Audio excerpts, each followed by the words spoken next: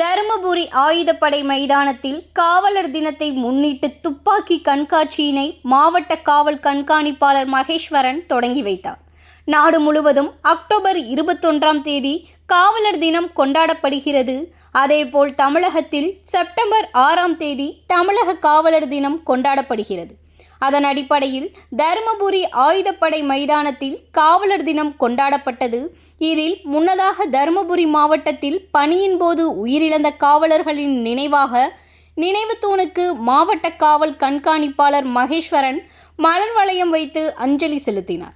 அதனைத் தொடர்ந்து ஆயுதப்படை காவலர்கள் சார்பில் ஏற்பாடு செய்யப்பட்ட துப்பாக்கி கண்காட்சியை தொடங்கி வைத்தார்.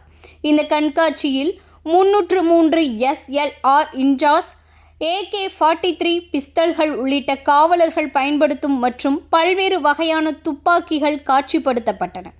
ஆயுதப்படை காவல் உதவி ஆய்வாளர் சின்னசாமி துப்பாக்கிகள் மற்றும் அதன் பயன்பாடுகள் குறித்து கண்காட்சியில் கலந்து கொண்ட பள்ளி கல்லூரி மாணவ மாணவியருக்கு விளக்கம் அளித்தார். அதனைத் தொடர்ந்து ஆயுதப்படை மைதானத்தில் காவலர்களின் குடும்பங்களுக்கு இலவச மருத்துவ முகாம் நடத்தப்பட்டது. இதேபோல் தருமபுரி, பொன்னரகம், பாலக்கோடு, அரூர் உள்ளிட்ட உள்கோட்டங்களிலும் காவலர் தினம் கொண்டாடப்பட்டது.